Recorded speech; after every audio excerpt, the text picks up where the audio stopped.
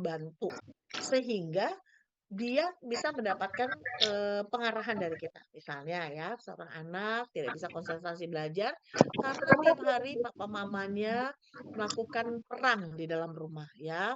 Mungkin satu membawa panas, satunya lagi melemparkan piring ya kan, kemudian yang satu lagi menyambut dengan pukulan, apa, kasti gitu ya, ada ya pukulan gitu ya, kalau mukul bola kasti. Nah, sehingga anak ini memang potensinya gede, tetapi kenapa ya, hasil belajarnya untuk semester ini menurun, gitu ya. Nah, kita kan tahu tuh, kita bisa analisa dengan teori itu, oh mungkin ada masalah. Faktor-faktor yang mempengaruhi prestasi belajar, ada yang namanya faktor internal, ada yang namanya faktor eksternal. Faktor internal itu apa? Apa? Kemampuan belajar, konsentrasi belajar, intelijensi itu faktor dari internal, motivasi itu internal. Kemudian ada faktor-faktor dari luar, apa itu? Ya, fasilitas, ya kemudian suasana yang mendukung, kondusif, orang tua yang mendukung dalam proses belajar mengajar, suasana rumah yang nyaman, itu akan membuat dia menjadi, tidak malas belajar, tidak acuh, tidak terganggu dalam belajarnya. Nah, kalau ini terganggu ya, caranya bagaimana kita melakukan evaluasi terhadap peserta didik kita. Ya, tentu saja evaluasi ini dibutuhkan ya. Setelah pembelajaran selesai, kita mau tahu berhasil nggak kita ngajarnya. Caranya apa? Ya evaluasi. Kalau nggak ada evaluasi, saya mana tahu Anda ngerti apa nggak ngerti, Anda tahu atau tidak tahu, Anda bisa memantau perkembangan kognitif, mempelajari bagaimana individu memahami, menyimpan, mengolah informasi sepanjang rentang usia serta bagaimana perkembangan kognitif ini mempengaruhi kemampuan belajar. Yang kedua, motivasi belajar. Ya, menyelidiki faktor-faktor yang memotivasi individu untuk belajar, mencapai tujuan akademik dan berpartisipasi dalam proses pendidikan. Jadi motivasi belajar ini adalah topik yang sangat sering diambil di dalam psikologi pendidikan. Kenapa? Karena motivasi belajar ini mempengaruhi prestasi belajar. Yang ketiga, teori perkembangan.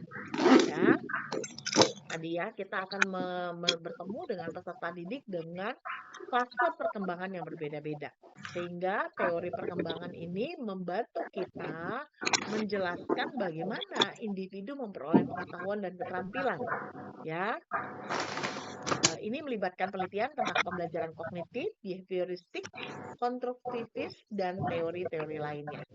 Yang berikutnya, ruang lingkupnya adalah pengajaran dan pembelajaran. Fokusnya pada strategi metode pengajaran yang efektif, serta peran pengajar dalam mendukung proses pembelajaran. Nah, ini mencakup desain kurikulum, penggunaan teknologi dalam pendidikan, dan penilaian pengajaran.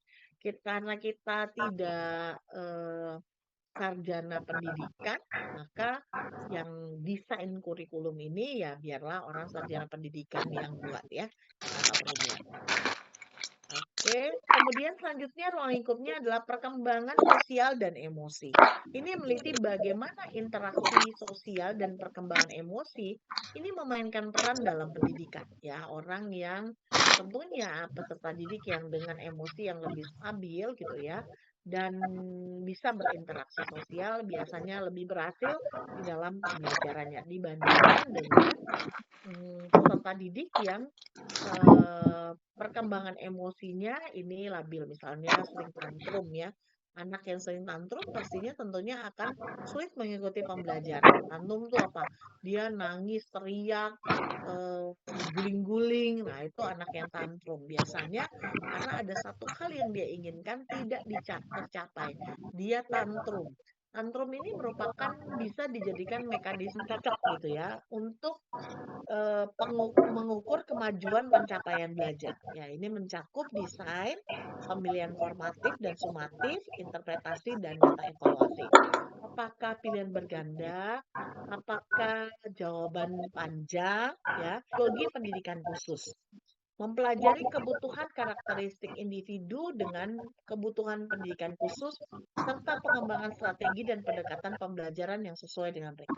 Tentunya akan berbeda ketika kita menghadapi anak-anak dengan kebutuhan khusus dibandingkan dengan peserta didik yang normal ya.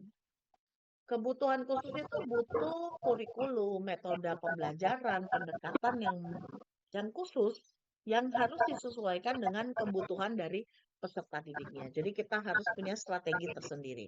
Kemudian pengembangan dan konseling karir.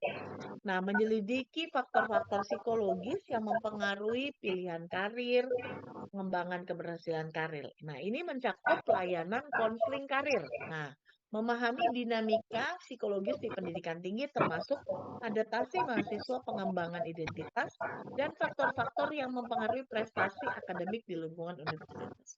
Nah, kalau di universitas terutama ya mungkin kalau yang onsite gitu ya, yang langsung bertemu di dalam kelas ya mereka mungkin ada banyak organisasi-organisasi yang diikut. Teman saya, anak saya ada cerita gitu ya. Dia punya teman dulu rajin kuliah, terus terutama untuk siswa dengan kebutuhan pendidikan khusus, ya. Kemudian ada yang namanya psikologi pendidikan anak usia dini. Ini mempelajari aspek psikologi Kamu mana biar dalam berbagian pembelajaran banget? dan perkembangan anak usia Hah? dini. Ya, ini untuk khususnya untuk Tadi dia disuruh lepas. PAUD ya, Jadi pendidikan lepas. anak usia dini. Di STT ada juga ini ya. Oke, sampai di